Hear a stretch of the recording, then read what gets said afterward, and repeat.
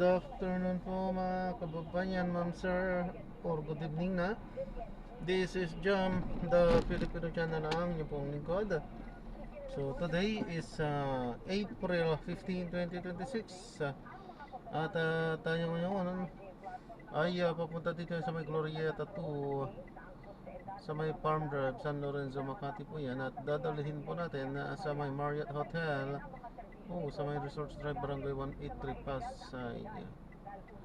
Ang layo nito. Ba't ang mura ng pamasahe? Ano ba yun?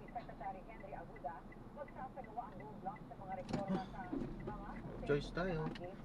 Ayan, magbabalik po tayo mamaya. Makinig tayo ng mga nagbabagong balita at talakayan. Ano?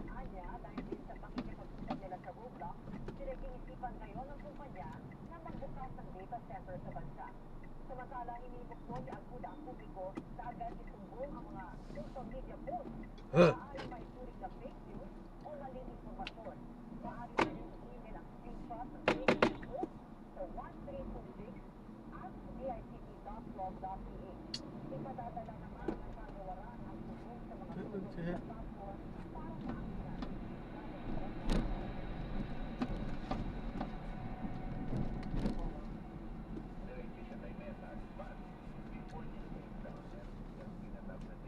Process, may quarantine period na 24 hours demoted. Siyempre makikita mo yan sa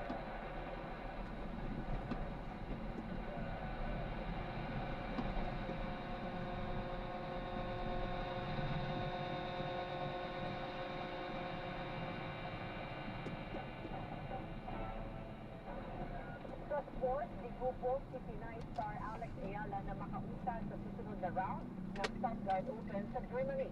Ito ay matapos ang talunin ng Filipino-Canadian na si Leila Fernandez. Maagang nangibabaw si Fernandez na may lead na 4-0 lead sa opening set. Sinubukang humabol na Ayala pero dinomina pa rin ni Fernandez ang first set 6-1. Dikit naman ang laban sa ikalawang set. Naging agresibo si Ayala na nakuha ang unang lead 1-0 at muli humataw sa second service o sa solid service game. Pero tuluyang nakahabol si Fernandez at nairaos ang laban 6-4. Maghahanda na ngayon si Ayala sa kanyang pagbabalik sa Butua Madrid Open na gaganapin naman sa April 21. Kumpirmado rin pasok na ang Pinay sa mga lalahok sa ikalawang Grand Slam ng taon, ang French Open.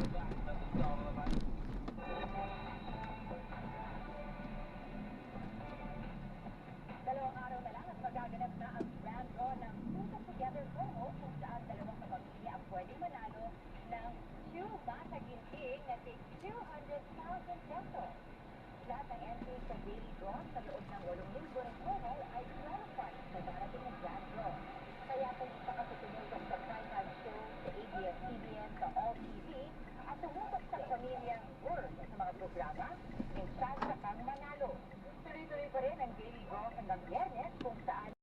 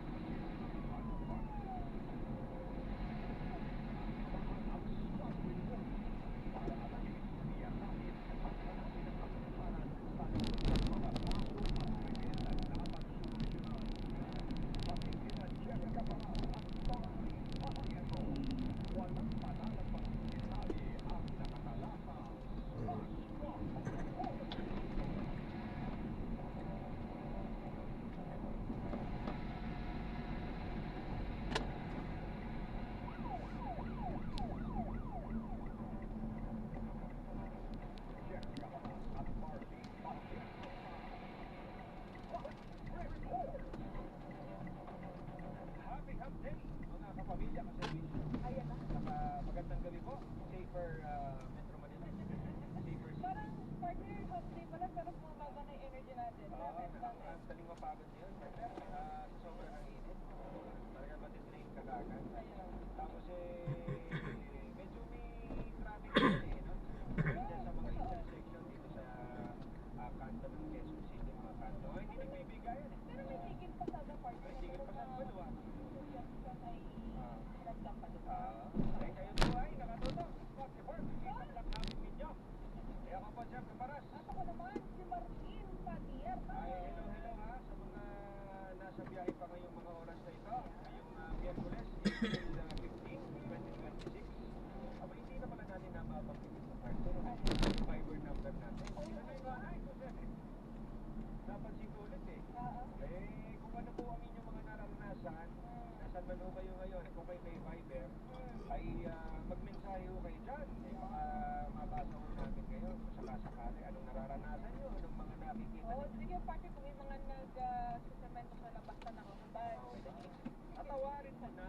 Humingi na nga ng tawa. May mga nag-video, okay, ayan, i-message mo sa Viber number. Tawarin mo na. Pinunsinadya na nga. Wala. Pero ano, partner ha? Magandang pangit na issue yun. Maganda yung gesture na ginawa ni SILG. Di ba kumbaga sa kung sino man ang nagkamali, inaako niya na magandang gesture. Which is tama. At dapat. Sana all. Oo, kasi nga, partner, akalain mo nga, di ba sinasabi mo nga, mali ang interpretasyon ng ordinansa. Yeah. Kaya hindi malayo na kung minsan, mali din ang interpretasyon mo sa batas. At partner, yan ang inako talaga ni SAL Revilla. Ganyan nga, di ba? Kasama ka ba? Kasama ka? Hindi, naka-full partner eh. Pero, Tama dito, no? Tama dito. Pili lang yung media na kasama. Kasi yung lugar, syempre, protected. Security, ano din naman.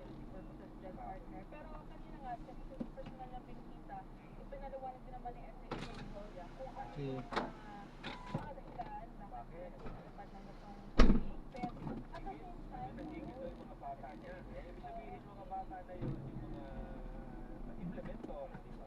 at saka in fairness naman din, nag-sorry Doon. Igat po talaga. Tatay yun, Nabigla, hindi sinuli ni SLG. ang 500 pesos, Tapos, ay parang yung chairman, parang hindi lang yun ang narinig ko. salita ko yung magpapatayo ko sa SLG, sagot niya ang patay, sagot niya ang bahay. Hindi po. Ingat po. God bless po. Magkano po? Doon na yung isang tabi natin. Ba? 223. Clean lang. 223. 23.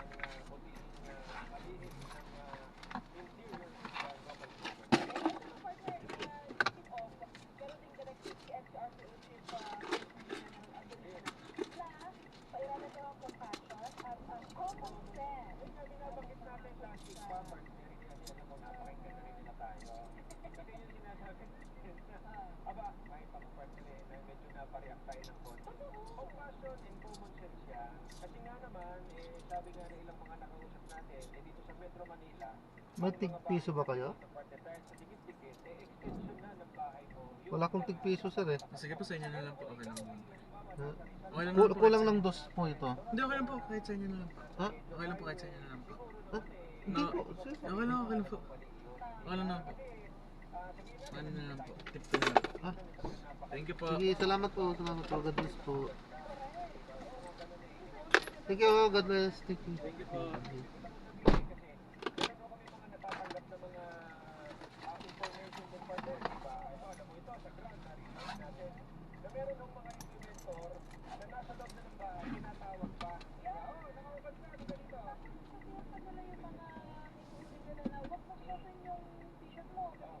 Oo, picture ka namin. Yan ang sinasabi natin. Yung mga implementor, ay yun nga, sabi nga ni Central Tagarin, wala ng compassion at yung common sense. Yan ho yan eh, di ba? Tsaka tama kasi partner sa binanggit mo kanina na naging extension ng kakabayan natin yung mga kalye, tapat ng bahay nila. Kasi yun yung naging paliwanag. Ayun, so na-drop na natin sila. Maraming salamat po sa panonood. Hanggang sa muli, ingat. God bless. Paano po muna pa sa telefon?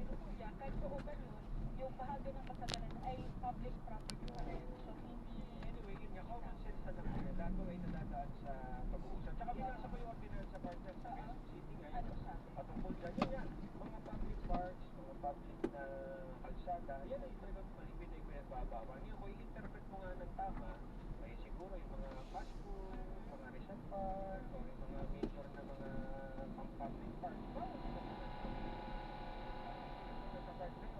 Nagubad ka, tapos ay may mga kabataan naglalaro doon. Di ba?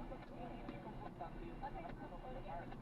partner, diba? Nakakapagod mo from phase 3. Baka yung pawis mo doon, hindi mo pupunta ka doon sa Chubiri, Uy, wow.